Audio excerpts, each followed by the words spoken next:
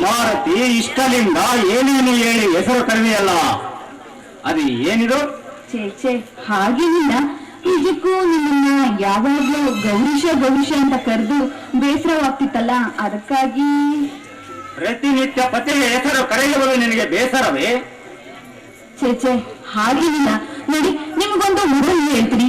ನಾನು ದಿನ ಒಂದು ಅಡಿಗೆ ಮಾಡ್ತೀನಿ, ಅದನ್ನ ತಿನ್ನೋದಕ್ಕೆ ನಿಮ್ಗೂ ಕೂಡ ಬೇಸರ ಆಗುತ್ತೆ ತಾನೆ. ಒಂದು ಪಕ್ಷಿ ಗಿಡದ ಮೇಲೆ ಕುತ್ಕೊಂಡು ಒಂದು ಹಣ್ಣನ್ನ ತಿಂದು ಅದಕ್ಕೂ ಕೂಡ ಬೇಸರವಾಗುತ್ತೆ. ಅಲ್ಲೊಂದು ಹಣ್ಣು ಇಲ್ಲೊಂದು ಹಣ್ಣು ತಿನ್ಕೊಂಡು ಹೀಗಾದ್ರೂ ಮಾಡಿ ಹಸುವನ್ನ ನಿಧಾನ ಮಾಡ್ಕೋಬೇಕಲ್ಲ, ಅದರಂತೆ ನಾನು ಕೂಡ ನಿಮ್ಮ ಹೆಸರನ್ನ ಕರೆದು ನನಗೂ ಬೇಸರವಾಗಿತ್ತಲ್ಲ, ಅದಕ್ಕೆ ಇಂದು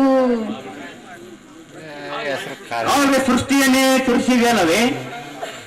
ಇಲ್ಲಿಯವರೆಗೆ ನೀನು ಹೇಳಿದ್ದು ಸರಿ, ಆದರೆ ಕೆಲವೊಂದು ಆ ಪಕ್ಷಿ ಒಂದು ಹಣ್ಣನ್ನು ತಿಂದು ಮತ್ತೊಂದು ಗಿಡದ ಕಸುಗಾಯಿಗೆ ಹಣ್ಣೆಂದು ಬಾಯಿ ಹಾಕಿದರೆ ಬಾಯಿಯನ್ನು ಮೊಲಕ ಮಾಡಿಕೊಳ್ಳುವ ಸಂಭವ ಉಂಟಲ್ಲವೇ?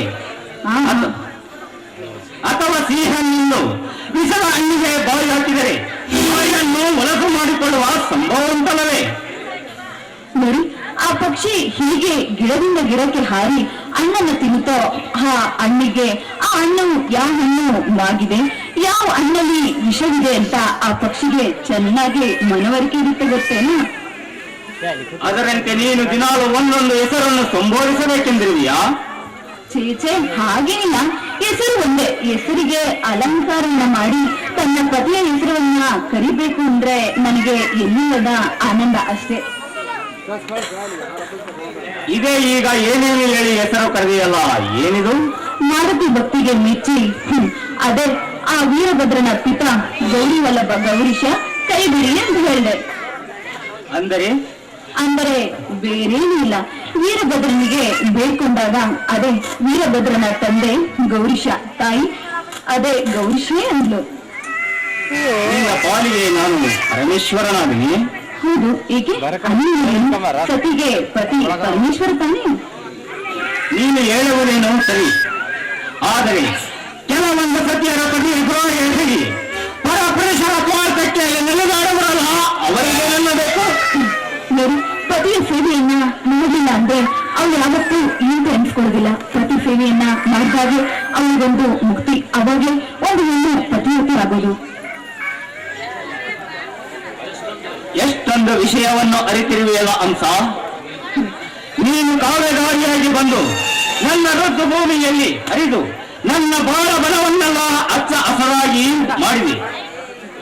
ಇದೆಲ್ಲ ನಿಮ್ಮ ಕೃಪೆನೇ.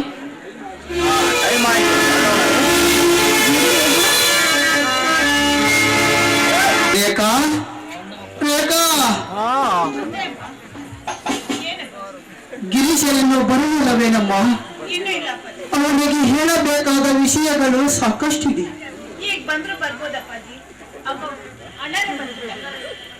ಗಿರೀಶ, ಬಾರ ಇಲ್ಲಿ. ನೀನು ಮಾತ್ರ ಎಲ್ಲರಿಗೂ ಒಳ್ಳೆವನೆನಿಸಿಕೊಂಡು ಬಾಳಬೇಕಪ್ಪ. ಅಪ್ಪ, ಕೊನೆ ಉಸಿರು ಎಳೆಯುವ ವೇಳೆಯಲ್ಲಿ ಮಾತನ್ನು ಈಗಲೇ ಹೇಳಿರಲ್ಲಪ್ಪ. ಸಾವು ಬಯಸುವುದನ್ನು ಬಿಟ್ಟರೆ ಇನ್ನೇನು ಉಳಿದಿದೆಯಪ್ಪ ಈ ನಿನ್ನ ತಂಗಿಯ ಬಾಳಿನಲ್ಲಿ? ಅಪ್ಪ, ಹಣದ ವ್ಯವಸ್ಥೆ ನಾನು ಮಾಡುತ್ತೇನೆ, ನೀನು ಚಿಂತಿಸಿದರು ಸ್ವಲ್ಪ ಸಮಾಧಾನ ತಂದುಕೊಳ್ಳಪ್ಪ. ನನಗೆಲ್ಲಿದೆಯಪ್ಪ ಸಮಾಧಾನ? ಸತ್ತಾಗಲೇ ನನಗೆ ಸಮಾಧಾನ. ಹಾಗೆಲ್ಲ ಮಾತನಾಡ್ಬೇಡಿ ಅಪ್ಪಾಜಿ, ಅಂತ ಅಶುಭ ನಾಡ್ಬೇಡಿ ಅಪ್ಪಾಜಿ, ಆಡ್ಬೇಡಿ. ನಾನು ಬೆಂಗಳೂರಿಗೆ ಹೋಗಿ ಅಣ್ಣನ ಹತ್ತಿರ ಹಣ ಸರಿ ಮಾಡಿಕೊಂಡು ಬರುತ್ತೇನೆ. ಅವನು ಕೊಡುತ್ತಾನೆ ಎಂಬ ಭರವಸೆ ಏನು? ನನ್ನ ಪ್ರಪಂಚವೇ ನನಗೆ ಭಾರವಾಗಿದೆ ಎಂದರೆ ಎಂದಿಗೂ ಹನ್ನಲಾರ. ಇಂಥ ಭೀಕರ ಪ್ರಸಂಗ ಬಂದಿವೆ ಎಂದರೆ ಸ್ವಲ್ಪವನ್ನಾದರೂ ಕೊಡುತ್ತಾನೆ.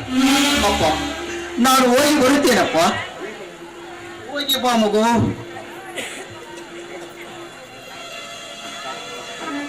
ಅಪ್ಪ ಬನ್ನಿ ಅಪ್ಪಾಜಿ, ಸ್ವಲ್ಪ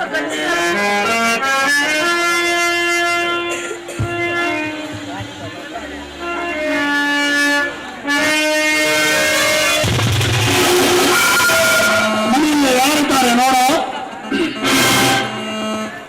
ಶಾಂತಪ್ನವರೇ, ಶಾಂತಪ್ನವರೇ,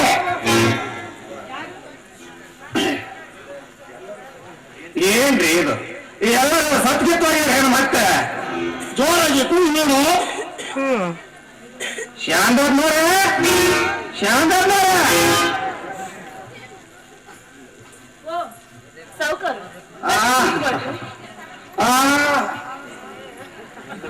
ಸಾಕ್ಷಾತ್ ಲಕ್ಷ್ಮೀ ದರ್ಶನ ಆತ್ ನೋಡ್ರಿ ಅಂದಾಗ ದುಡ್ಡು ಸಿಗ್ತೈತೆ ಬೇಕಾರೆ ದುಡ್ಡು ಕೊಟ್ಟವಪ್ಪ ಏನ್ರಿ ಕಮ್ಮ ನಿಮ್ಮ ತಂದೆ ಇದ್ದವ್ರಿ ಇದ್ದಾರೆ ಕಳಿಸ್ತೀನಿ ಕುತ್ಕೊಳ್ಳಿ ಅರೆ ಸಾಲ ಕೊಟ್ಟೆ